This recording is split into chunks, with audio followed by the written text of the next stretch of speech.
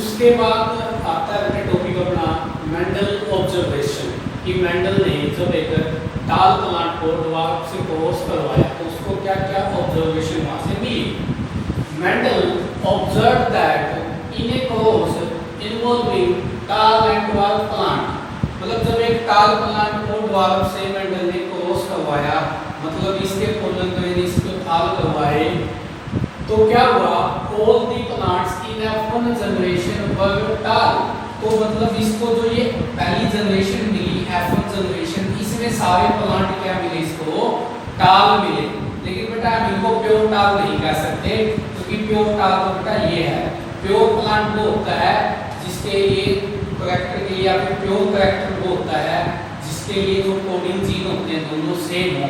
जैसे ये टाल है, प्योर है क्योंकि दोनों जीन इसके लिए सेम है, ड्वार्फ में ये प्योर है क्योंकि दोनों जीन सेम है।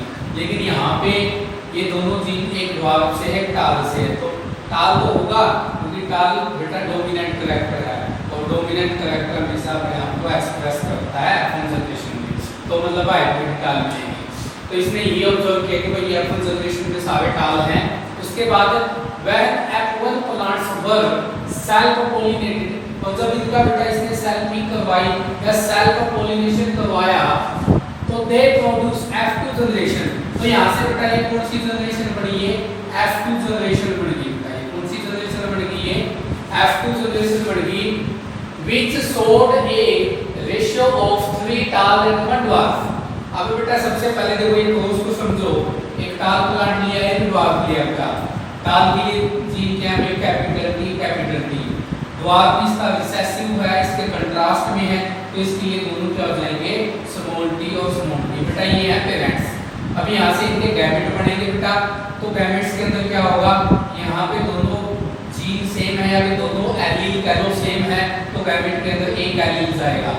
इसी तरीके से ड्वार्फ पे भी दोनों जीन या दोनों एलील या दोनों फैक्टर सेम है, तो यहाँ से एक एलील गैमेट पे जाएगा। अब दोनों का क्या होगा, फर्टिलाइजेशन होगा, मतलब इसके पोलन पे जब उस पे जाएंगे तो अंदर जाके फर्टिलाइजेशन होगा, तो मतलब कैपिटल टी स्मॉल टी के साथ मिल जाएगा। तो पहली जो जनरेशन बनेगी इसको हम F1 जनरेशन कहेंगे, और F1 जनरेशन में सारे प्लांट क्या होंगे, टाल होंगे, लेकिन प्योर टाल नहीं आएंगे, टाल होंगे। उसके बाद हम इनकी सेल्फ पोलिनेशन करवाते हैं, इन्हीं के पोलन ग्रेन इन्हीं पे फाल करवा देंगे, तो बेटा जो जनरेशन बनेगी दूसरी उसको हम F2 जनरेशन कहेंगे। तो F2 जनरेशन में आपको बेटा एक ये टेबल सी बनानी है, इसमें ये साइन उनका मेल गैमेट के लिए होता है, और ये ऐसे प्लस का लगा देते हैं फीमेल के लिए होता है, तो इधर मेल गैमेट आएंगे, इधर फीमेल गैमेट आएंगे। तो देखो दो, एक बड़ा कैपिटल टी है, एक स्मॉल टी है, दोनों अलग अलग हैं बेटा, तो जो गैमेट्स बनेंगे F2 जनरेशन के वो अलग अलग बनेंगे। एक गैमेट क्या बन जाएगा, कैपिटल टी, एक वो बन जाएगा स्मॉल टी। अब सेल्फ पोलिनेशन है तो फीमेल के गैमेट बेटा सेम ही बनेंगे। अब इनका आपस में करवाइए कैपिटल टी और स्मॉल टी, यहाँ पे कैपिटल टी स्मॉल टी, उसके बाद स्मॉल टी और स्मॉल टी। मतलब जो F2 जनरेशन आई है बेटा, इसमें ध्यान से देखो, इसका मतलब प्लांट क्या होगा, टाल होगा बेटा, इसका मतलब भी क्या होगा, टाल होगा, इसका मतलब भी बेटा टाल होगा, लेकिन यहाँ पे इसका क्या है बेटा, एक प्लांट ड्वार्फ है। मतलब तीन तो प्लांट टाल आ गए और एक क्या आ गया बेटा, ड्वार्फ आ गया। तो इस रेशियो में बेटा प्लांट आ गई, ठीक है। और जो ये बेटा रेशियो है इसको फिनोटाइपिक रेशियो कहा जाता है, क्योंकि बेटा ये एक्सटर्नल अपीयरेंस से ही इससे पता चल जाता है बेटा। तो so the dwarf character which had disappeared in F1, मतलब जो ड्वार्फनेस था का कैरेक्टर था वो F1 जनरेशन में डिसअपीयर हो गया था, गायब हो गया था, रीअपीयर्ड इन F2 जनरेशन, लेकिन वो F2 जनरेशन में बेटा रीअपीयर हो गया है, वापस अपने आप को उसने एक्सप्रेस कर दिया, मतलब एक प्लांट ड्वार्फ आया है। उसके बाद है मेंडल प्रपोज दैट, अब मेंडल ने यहाँ से प्रपोज किया कि समथिंग वाज बी, कुछ ऐसी चीज है, वाज बी स्टेबली पास्ड, जो स्टेबली तौर पे क्या हो गया, पास हो गया है, पास डाउन अनचेंज, बिना चेंज हुए स्टेबली तौर पे पास हो गया वो from parents to their progeny, parents से उनकी प्रोजेनी के अंदर, और किसके through, through their gamete. Mendel called this something as a factor, Mendel ने वो जो चीज है समथिंग है जो पेरेंट्स से उनकी प्रोजेनी में, उनके चाइल्ड में, उनके गैमेट के थ्रू बिना चेंज हुए स्टेबली तौर पे पास हो गया है, उसको मेंडल ने फैक्टर का नाम दिया कि वो फैक्टर है, now it is they are called gene, इनको बेटा जीन कहा जाता है। तो ये किसके ऊपर होते हैं बेटा, ये क्रोमोसोम के ऊपर पाए जाते हैं। And are considered unit of heredity, और बेटा जीन को आज हम यूनिट ऑफ हेरिडिटी मानते हैं। हेरिडिटी की यूनिटी, हेरिडिटी का मतलब होता है कि मतलब माता पिता के कैरेक्टर उनके बच्चों में जो जाते हैं वो मेनली उनके लिए कौन रिस्पांसिबल होते हैं, जीन रिस्पांसिबल होते हैं या factors. Gene which control a pair of contrasting character या ट्रेट आर कॉल्ड एलील। और जो जीन बेटा जोड़े के अंदर जो कंट्रास्टिंग कैरेक्टर होते हैं उनको कंट्रोल करते हैं, वो एलील कहते हैं। जैसे आपको पता है बेटा कैपिटल टी बेटा किसको कंट्रोल करता है, टार्नेस को, और स्मॉल टी किसको कंट्रोल करता है, डॉर्नेस को। तो मतलब जो जीन एक पेयर में वो कंट्रास्टिंग कैरेक्टर को कंट्रोल करें, तो इनको हम क्या कह देते हैं, एलील भी कह देते हैं। यदि जीन है, दो अलग-अलग जीन हैं और वो कंट्रास्टिंग कैरेक्टर को क्या कर रहे हैं, कंट्रोल कर रहे हैं, दो अलग-अलग, तो उनको हम क्या कहते हैं, एलील्स कहते हैं। मतलब इनको हम ये जो कैपिटल टी है और स्मॉल टी ये एलील भी कह सकते हैं। The character which appeared in F1 generation was called dominant। और जो कैरेक्टर बेटा F1 जनरेशन के अंदर आता है, जो अपने आप को एक्सप्रेस करता है बेटा, वो डोमिनेंट कहलाता है। डोमिनेंट का मतलब होता है मुख्य है। तो डोमिनेंट क्यों है बेटा यहाँ पे टाल पे, क्योंकि टाल के दोनों जीन बेटा कैपिटल हैं और कैपिटल जीन डोमिनेंट होते हैं बेटा, अपने आप को एक्सप्रेस करेंगे। And other which remain hidden, और जो कैरेक्टर यहाँ पे छुपा हुआ रह गया था, कौन सा रह गया था, डॉर्कनेस का, वो क्या है बेटा, उसको रिसेसिव कहेंगे। और रिसेसिव क्यों है बेटा, क्योंकि इसके जीन क्या है, रिसेसिव में दोनों स्मॉल है बेटा। उसके बाद बेटा मेंडल का आता है रिजल्ट। मेंडल ने रिजल्ट क्या निकाला, each genetic character is controlled by a pair of unique factor, कि भाई हर एक जो जेनेटिक कैरेक्टर है पेरेंट्स का, वो किसके द्वारा कंट्रोल होता है, pair of unit factor now called alleles या एलीलोमॉर्फिक पेयर। मतलब दो क्या होते हैं, एक कैरेक्टर को कंट्रोल करने के लिए कितने जीन होते हैं या कितने एलील्स होते हैं या कितने फैक्टर होते हैं, वो कितने होते हैं, दो होते हैं। फॉर एग्जांपल जैसे फॉर हाइट, जैसे हाइट के लिए मानिए चले कैपिटल टी ये किसके लिए नोटेशन है बेटा, ये टालनेस के लिए नोटेशन है। और स्मॉल टी है ये किसके लिए नोटेशन है बेटा, ये ड्वार्फनेस के लिए है। इसलिए जो कैपिटल टी होगा ना, इसे ट्रू ब्रीडिंग टाल पी प्लांट, वो एक ट्रू ब्रीडिंग और टाल पी प्लांट होगा बेटा, क्योंकि टी किसके लिए है बेटा नोटेशन, टालनेस के लिए। और दोनों ही जीन सेम आ गए तो बिल्कुल प्लांट क्या होगा बेटा, ट्रू ब्रीडिंग होगा। मतलब यदि इसकी सेल्फ पॉलिनेशन करवाते जाएंगे तो सेम यही प्लांट आते रहेंगे। उसके बाद जैसे स्मॉल टी है, ये true breeding dwarf P plant होगा, क्योंकि स्मॉल टी किसके लिए नोटेशन होगा बेटा, ये ड्वार्फनेस के लिए है। उसके बाद है, अब ध्यान से देखो कैपिटल टी दोनों टी सेम है बेटा, स्मॉल टी ड्वार्फनेस के लिए यहाँ पे भी दोनों के जीन सेम है बेटा, तो both are homozygous for height. तो जो हाइट की जो कंडीशन है बेटा, ये होमोजाइगस कंडीशन है। होमोजाइगस कंडीशन वही होती है जिसमें किसी कैरेक्टर को कोड करने वाले दोनों जीन एक समान हो। जैसे यहाँ पे टालनेस को कंट्रोल करने वाले दोनों जीन बिल्कुल एक समान है, तो यहाँ पे ये होमोजाइगस कंडीशन है। इस तरीके से यहाँ पे ड्वार्फनेस को कंट्रोल करने वाले दोनों जीन एक समान है, तो यहाँ पे भी एक कंडीशन, इसको कहेंगे होमोजाइगस कंडीशन। लेकिन when two contrasting allele, लेकिन दो contrasting allele है, विपरीत allele है, वो एक कैरेक्टर के लिए are present in an individual, एक इंडिविजुअल में प्रेजेंट है, only one expressing cell, लेकिन उनमें से एक अपने आप को एक्सप्रेस करता है। जैसे एग्जांपल के लिए यदि कैपिटल टी और स्मॉल टी हो, ध्यान से देखो दोनों एलील हैं, जो दोनों जीन है या दोनों फैक्टर हैं, वो दोनों क्या कंट्रास्टिंग है बेटा। एक कैरेक्टर है टालनेस का, उसके लिए दोनों क्या है, कंट्रास्टिंग है, लेकिन इनमें से एक अपने आप को एक्सप्रेस करेगा, कौन सा बेटा, ये कैपिटल टी अपने आप को एक्सप्रेस करेगा। मतलब ये इसका मतलब क्या होगा, प्लांट क्या होगा बेटा, टाल होगा। तो is present in an individual only one expressive cell. तो ये जो कंडीशन होगी बेटा, इसको हम क्या कहेंगे, हेटेरोजाइगस कंडीशन कहेंगे। तो ये कंडीशन होती है कि जिसमें किसी कैरेक्टर को कोड करने वाले दोनों जीन कंट्रास्टिंग जो एलील हैं, उनमें से एक एक्सप्रेस करेगा, दूसरा नहीं कर पाएगा, तो वो जो कंडीशन है वो हेटेरोजाइगस कंडीशन है। और एक बात याद रखना, जो डोमिनेंट कैरेक्टर है या डोमिनेंट जो जीन होता है, वो अपने आप को चाहे वो होमोजाइगस कंडीशन में हो चाहे वो हेटेरोजाइगस में हो, दोनों में एक्सप्रेस कर देगा।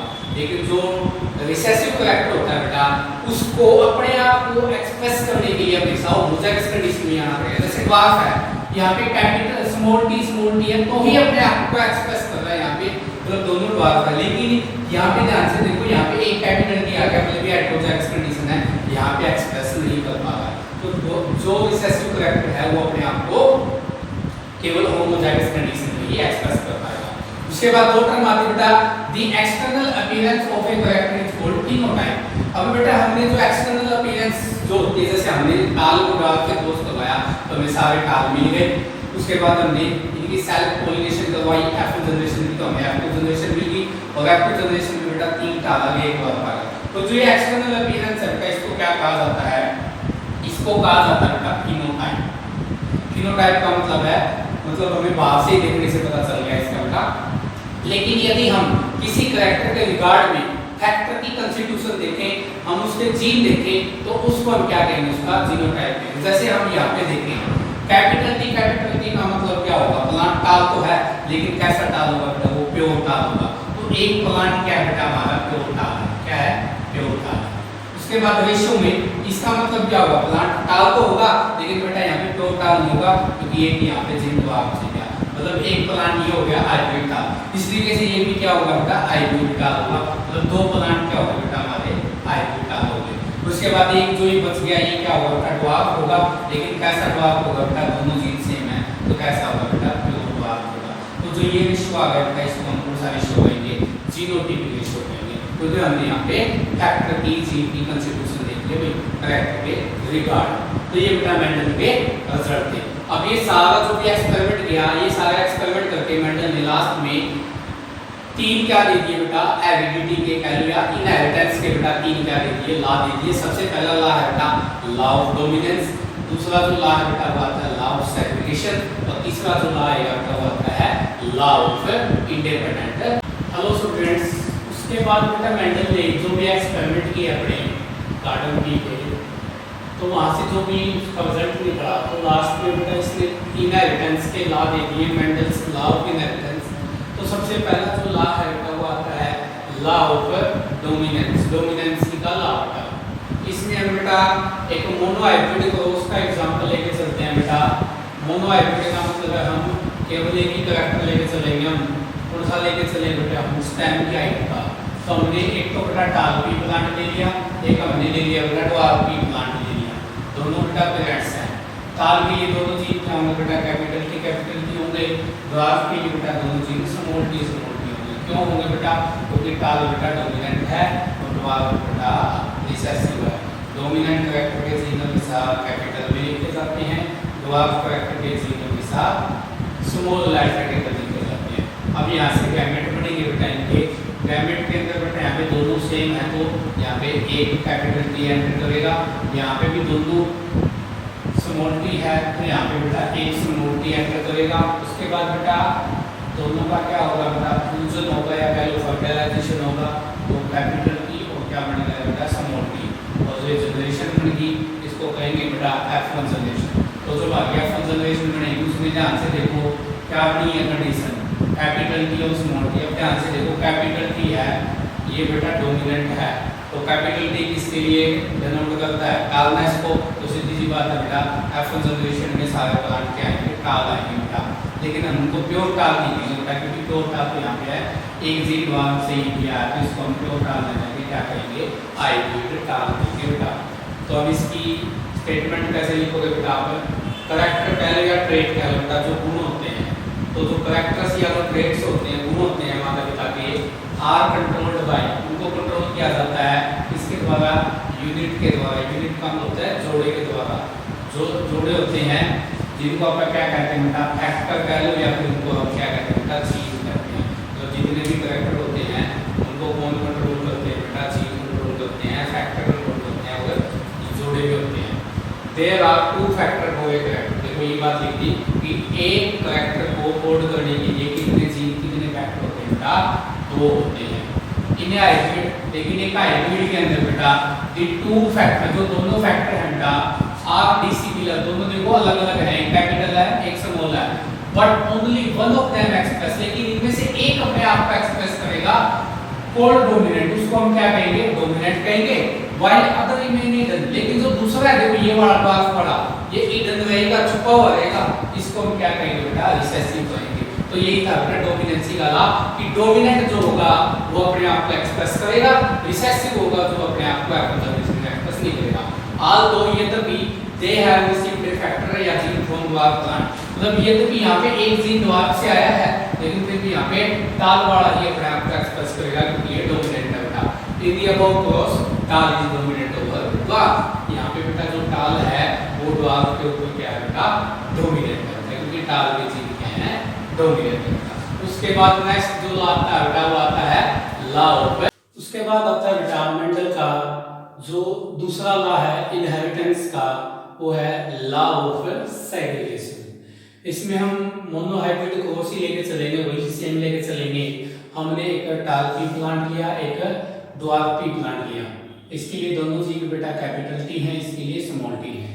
गैमेट्स बनाएंगे तो यहाँ पे क्या आएगा बेटा, यहाँ पे कैपिटल टी आएगा, यहाँ पे स्मॉल टी आएगा। और जो इनकी जनरेशन बनेगी इसको कौन सी जनरेशन कहेंगे बेटा, हमें F1 जनरेशन कहेंगे। तो F1 जनरेशन में कॉम्बिनेशन कैपिटल टी और स्मॉल टी बन गया बेटा। तो यहाँ पे जो प्लांट होंगे सारे क्या होंगे, हाइब्रिड होंगे बेटा, लेकिन टाल होंगे क्योंकि टाल डोमिनेंट है। जब हम इनका सेल्फ पोलिनेशन करवाएंगे तो बेटा मेल गैमेट और फीमेल गैमेट दोनों है सेम बनेंगे बेटा, एक कैपिटल टी एक में स्मॉल टी। फीमेल के भी यही बनेंगे, एक में कैपिटल टी एक में स्मॉल टी। अब इनका कॉम्बिनेशन करेंगे तो capital T capital T small T, यहाँ पे कैपिटल टी पहले लिख दिया स्मॉल टी बाद में, उसके बाद दोनों टी स्मॉल है बेटा। तो ये F2 जनरेशन है बेटा। तो F2 जनरेशन में जो फिनोटाइपिक रेशियो की बात करेंगे, जो एक्सटर्नल अपीयरेंस से पता चलता है, तीन तो टाल है एक क्या बेटा ड्वार्फ, ये तीन क्या टाल है एक ड्वार्फ है।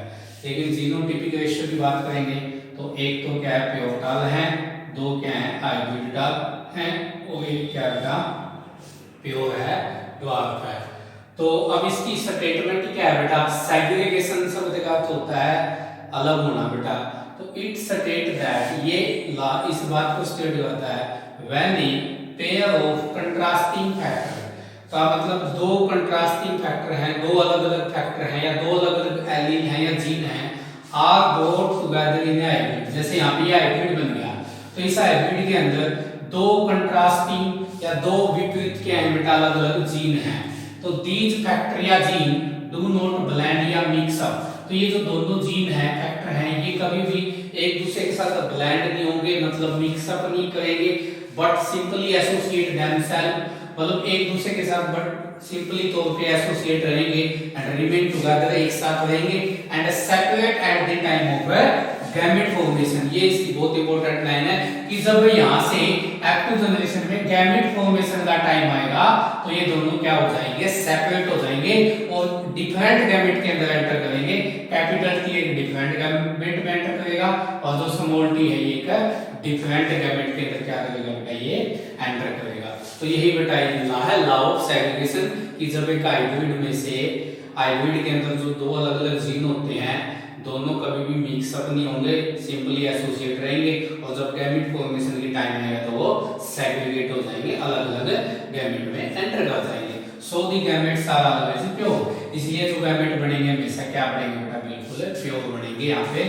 So this law is also called law of purity of gamete. इसको बेटा गैमेट की प्योरिटी का लॉ भी कहते हैं क्योंकि गैमेट बहुत प्योर बनते हैं। Possible combination of progeny in F2 generation was shown in table.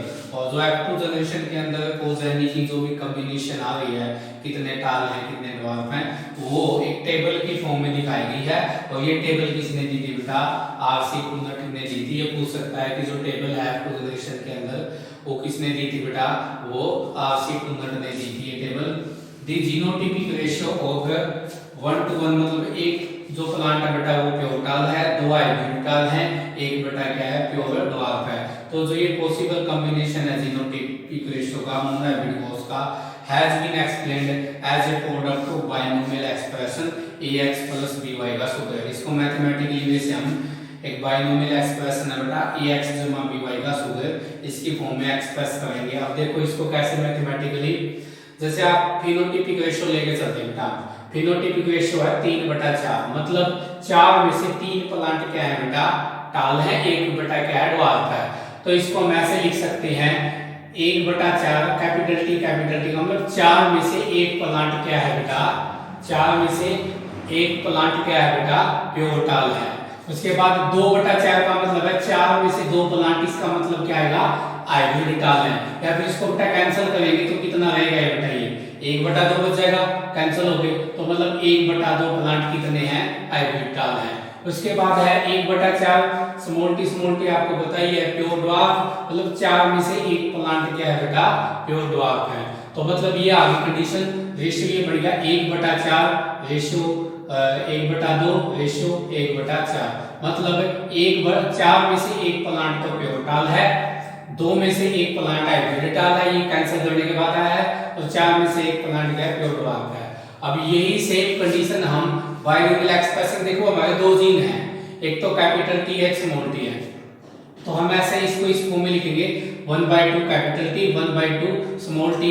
यदि हम इसका स्क्वायर करें तो हमें यही कंडीशन प्राप्त हो जाएगी। देखो कैसे, अब इसका स्क्वायर है, स्क्वायर का मतलब हम इसी चीज की मल्टीप्लाई इससे करवा सकते हैं, तो हमने इसी की मल्टीप्लिकेशन ऐसे इसी लिख दी। अब मल्टीप्लिकेशन कैसे करेंगे, पहले बेटा इसकी मल्टीप्लिकेशन करिए इससे, देखो इसकी इससे होगी तो 1/2 की 1/2 से 1/4 कैपिटल टी और कैपिटल टी, मतलब 4 में से एक क्या आ गया बेटा, प्योर डाल आ गया ना कंडीशन, 4 में से एक प्योर डाल। उसके बाद देखो 1/2 कैपिटल टी की फिर इससे हो जाएगी, 1/2 की 1/2 से करेंगे तो 1/4 कैपिटल टी और फिर क्या स्मॉल टी, मतलब 4 में से एक क्या आ गया, अभी हाइब्रिडाल आ गया। उसके बाद बेटा इसकी फिर यहाँ से इसके साथ करवाइए 1/2 की 1/2 की 1/4 और कैपिटल टी और स्मॉल टी, तो कैपिटल टी स्मॉल टी मतलब 4 में से एक क्या आ गया, हाइब्रिडाल। तो टोटल जोड़ेंगे तो 4 में से कितने हाइब्रिडाल आ गए बेटा, 2 आ गए। उसके बाद बच गया ये इसकी इससे करवाइए 1/2 की 1/2 की तो 1/4 और स्मॉल टी 4 में से एक क्या आ गया, भी प्योर ड्वार्फ आ गया। तो इस तरीके से बेटा इसको जो ये इसका जीनोटाइप रेशियो है इसको बायोकेमिकल एक्सप्रेशन की फॉर्म में एक्सप्रेस किया जा सकता है। तो बेटा ये दूसरा लॉ था मेंडल का लॉ ऑफ